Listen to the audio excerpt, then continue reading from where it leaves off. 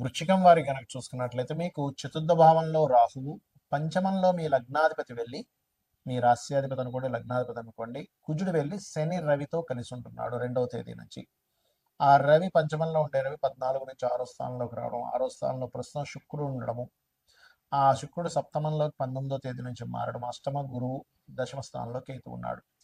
ఈ గ్రహాల యొక్క స్థితిగతులను బట్టి మీకు ఎలా ఉండబోతుంది, ఏ విషయాల్లో మీకు కలిసి రానుంది, ఎటువంటి విషయాల పట్ల మీకు జాగ్రత్తగా ఉండాలి అనేటువంటి అంశాలు చెప్తుంది నేనైనప్పటికీ చెప్పిస్తుంది సాక్షాత్ లలితా అమ్మవారిగా భావిస్తూ ఆ లలితాంబిక అమ్మవారి యొక్క అనుగ్రహం మీకు పరిపూర్ణంగా కలగాలని మనస్ఫూర్తిగా కోరుకుంటూ, ప్రధానంగా ఇక్కడ గమనించినట్లయితే మీ యొక్క రాశి వారికి పంచమంలోకి వెళ్ళి ఉన్నాడు కాబట్టి నాదుడు మన లగ్నాధిపతి, అది కూడా స్నేహితుల యొక్క స్థానం కాబట్టి కొత్త స్నేహాలు చేసే విషయంలోని పాయింట్ నెంబర్ 1. రెండవది పిల్లలతోని షేర్ మార్కెట్ విషయాల్లోని ఒక ఆలోచన విషయంలో ఒక్కోసారి తీవ్రమైన ఆలోచనలు పెరుగుతుంటాయి.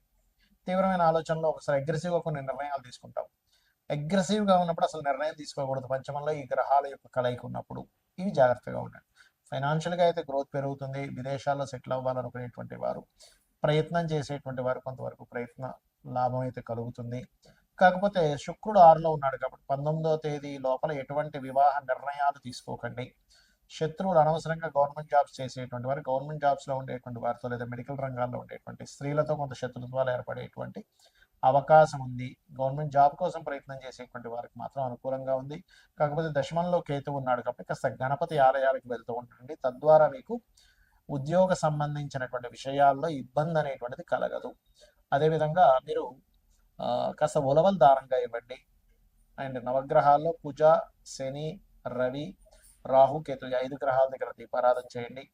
కాస్త తాతగారి ఆస్తి విషయంలో కొంచెం చూడండి, ఎవరో ఏదో కబ్జా చేశారు, ఈ ఆస్తి విషయంలో ఇలా జరిగింది వింటూ ఉంటాం. ఇటువంటివి జరగనున్నాయి కాబట్టి ఈ యొక్క విషయాల్లో కాస్త జాగ్రత్తగా ఉండండి. మీరు నిత్యము కూడా చండీ పారాయణం చేయడము, హనుమాన్ చాలీస ఎక్కువగా చేస్తూ ఉండండి, అన్ని విధాలు బాగుంటుంది. మరి ఈ మనం చూస్తూ ఉన్నాం గతంలో ఒక 5-6 నెలల క్రితమే ఈ వార్ రిలేటెడ్, పోయిన సంవత్సరం చెప్పుకున్నాం ఈ వార్ రిలేటెడ్ సంబంధించిన పెరుగుతూ ఉంటాయని. చాలా మంది అడుగుతుంది ఏంటంటే ఈ వార్ రిలేటెడ్ సంబంధించిన వాటి మూలంగా ఫ్యూచర్లో ఇంకా ఎలా అవ్వనుంది అని చాలా మంది నాకు ఫోన్ చేసి అడుగుతూ ఉన్నారు. ఎందుకంటే గతంలో మనం ప్రిడిక్ట్ చేశాం కాబట్టి దాని గురించి చాలా మంది అడగడం జరుగుతుంది. ఏమంటే ఈ వారు 10-15 రోజులు ఆగిపోతుందా, లేకపోతే నెలల తరబడి వెళ్తుందా అనేటువంటిది. కాకపోతే ఇక్కడ విషయం ఏంటంటే ఇది ఇంత తొందరగా ఆగదు. కారణం ఏమిటి, దీనికి శాస్త్రంలో ఏమైనా పర్టికులర్గా కొన్ని ఉన్నాయా అంటే ఖచ్చితంగా సూత్రాస్ ఉన్నాయి శాస్త్రంలో. మనం గతంలో కూడా చెప్పుకున్నాం, గురువు 3 రాసులు మారాడు పోయిన సంవత్సరం కూడా, ఈ సంవత్సరం కూడా మారుతున్నాడు అని. ఏ రాసులు మారాడు పోయిన సంవత్సరం అంటే వృషభంలోని, మిథునంలోని, కర్కాటకంలోకి మారాడు. అందుకే యుద్ధ సంబంధించింది ప్రారంభమైంది, ఇంకా మనకి ఉగాది కొత్త సంవత్సరం రాకముందే. అదేవిధంగా అప్పుడు మనం చెప్పుకున్నాం గోల్డ్ రేటు, ముఖ్యంగా సిల్వర్ రేట్ విపరీతంగా పెరుగుతుందని. అదే రకంగా మనకి వీడియోలు కూడా ఉన్నాయి. అండ్ పీఠాధిపతులు గొడవలు పెట్టుకోవడం, ఇవన్నీ కారణం అది. అయితే ఈ సంవత్సరం కూడా కర్కాటకంలో మనకి మిథునంలో ఉండేటువంటి గురువు కర్కాటకంలోకి, సింహంలోకి మారుతున్నాడు. గతంలో ఏం జరిగింది, వృషభంలో ఉండే గురువు మిథునంలోకి వచ్చి కర్కాటకంలోకి వచ్చి మళ్ళీ వెనక్కి వచ్చాడు. సో ఎప్పుడైనా సరే 3 రాసులు మారేటప్పుడు అది జన నష్టాన్ని, అందులో ముఖ్యంగా యుద్ధపరంగా విపరీతమైనటువంటి జన నష్టాన్ని కలిగిస్తుంది. కాబట్టి ఇండియాలో ఉండేటువంటి వారికి పెద్ద నష్టమేమీ ఉండదు, కానీ విదేశాల్లో ఉండేటువంటి వారికి మాత్రం కాస్త ఎక్కువ నష్టం ఉంటుంది. కాబట్టి ఇండియన్స్ ఎవరైనా విదేశాల్లో ఉన్నట్లయితే వారు కాస్త వీలైనంత మట్టుకు అక్కడ సేఫ్ జోన్స్లో ఉండడం మంచిది. ఇప్పుడు Saudi countries, Dubai countries, America పర్టికులర్గా, ఎందుకంటే ఇది న్యూక్లియర్ సంబంధించిన దాడులు. అంటే మనకి చూడండి, మనకి హిరోషిమా, నాగసాకి మీద వేశారు అప్పుడు ఒకసారి. దానివల్ల ఏంటి, కొన్ని కోట్ల మంది, కొన్ని లక్షల మంది చనిపోయారు. అలా ఏంటంటే ఒక పెద్ద విస్ఫోటనలాగా జరిగేటువంటి బాంబ్స్ వేయడం కూడా జరుగుతుంది. ఒక దేశం అయితే కంప్లీట్గా, 1-2 దేశాలు కంప్లీట్గా రూపాలు లేకుండా పోయేటువంటి స్థితి ఉంది ఇప్పుడు ఉండేటువంటి గ్రహస్థితి. ఇవన్నీ మనం ఎందుకు చెప్పుకుంటున్నామంటే ముందు సామాన్య మానవుడికి ఏమీ జరగకూడదు. ఇలా జరగకుండా ఉండాలంటే మనల్ని రక్షించేది, నడిపించేది, మనల్ని తల్లిలా చూసుకునేటువంటిది అమ్మవారు.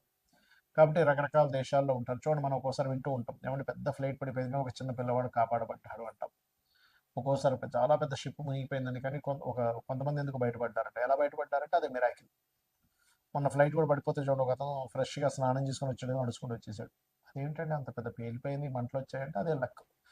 ఇది ఒక్కొక్కసారి మనకు పుణ్యము వల్ల వస్తుంది. అంటే మనకి పూర్వజన్మలో ఎక్కడో పుణ్యం ఉంటే ఆ పుణ్యం మనల్ని అలా కాపాడుతుంది.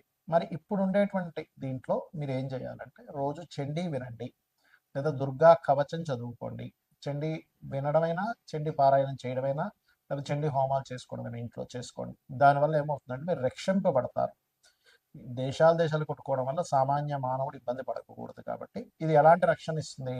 ఇప్పుడు మనకు చూడండి, కేవలం అదేదో బాంబు వచ్చి మన మీద పడేటువంటిది మాత్రమే కాకుండా, ఇప్పుడు ఉండేటువంటి సిచ్యువేషన్స్లో మనం గతంలో 1 month బ్యాక్ ఆల్రెడీ చెప్పుకున్నాం, కొంచెం ఫుడ్ రిలేటెడ్ సంబంధించిన విషయం మీద ఎఫెక్ట్ వస్తుంది ఇది ముందు అని.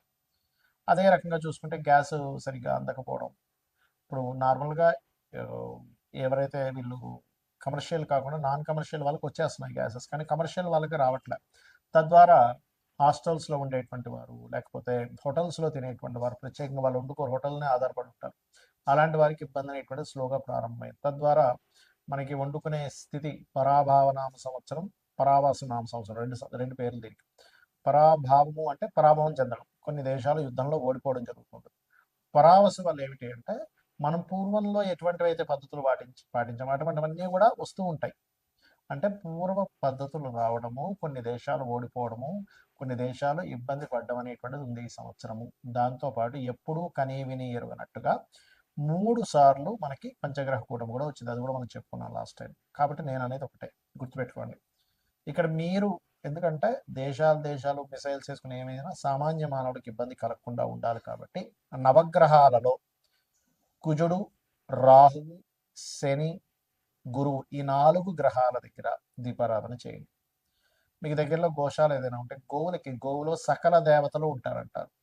కాబట్టి ఆ సకల దేవతల యొక్క ప్రభావం నీకు పాజిటివ్గా, వాళ్ళ యొక్క అనుగ్రహం కావాలి కాబట్టి గోవులకి బెల్లము, అరటికాయలు, క్యారెట్స్, గ్రాసము, వీలైతే ఇవి తినిపించండి సరిపోతుంది. గ్రాసం కూడా తినిపించవచ్చు, రైట్, గోధుమ రవ్వ కూడా తినిపించవచ్చు. ఇవి చేయండి.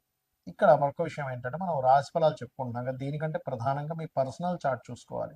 అంటే మీ పర్సనల్ చార్ట్లో లగ్నం ఎలా ఉంది, లగ్నం వల్ల మీరు ఎంత ఎదగలేకపోతున్నారు, ఎందుకు ఇబ్బంది పడుతున్నారో తెలుస్తుంది. ధనస్థానాన్ని చూసుకుంటే మీ పర్సనల్ చార్ట్లో మీకు ధనము ఏ దేవతను ఆరాధించడం ద్వారా ధనం వస్తుంది, ఏ మార్గంలో వెళ్ళడం ద్వారా మీరు ఫైనాన్షియల్గా బాగా గ్రో అవుతారు, ఎప్పుడు ఎవరికి ధనం ఇవ్వచ్చు, ధనం విషయంలో ఎప్పుడు డేరింగ్ చేయొచ్చు, ఎప్పుడు జాగ్రత్తగా ఉంచుకోవాలి, ఎప్పుడు కొరత వస్తుంది అనే విషయం క్లారిటీ వస్తుంది. అదేవిధంగా అన్నదమ్ముల విషయం కావచ్చు, చదువు విషయం కావచ్చు, సంతానం విషయం కావచ్చు, వివాహం ఎప్పుడు చేసుకోవాలి, ఎప్పుడు చేసుకోకూడదు అనేటువంటిది, కెరియర్ పరంగా ఎటువంటి కెరియర్లో మీరు సెట్ అవుతారు, వ్యాపారాలు మీకు కలిసి వస్తాయా లేదా, విదేశాలకు వెళ్ళాలా, ఇక్కడే ఉండాలి, ఇలాంటి అనేకమైనటువంటి అంశాలు మీ పర్సనల్ చార్ట్లో ఉంటాయి. సరే, మీ పర్సనల్ చార్ట్ తెలియదు, అలాంటప్పుడు నిత్యము లలితా సహస్రనామాల యొక్క శ్రవణము, పఠనము చేయండి. ఖచ్చితంగా మీకు బాగుంటుంది. శ్రీమాత్రే నమః.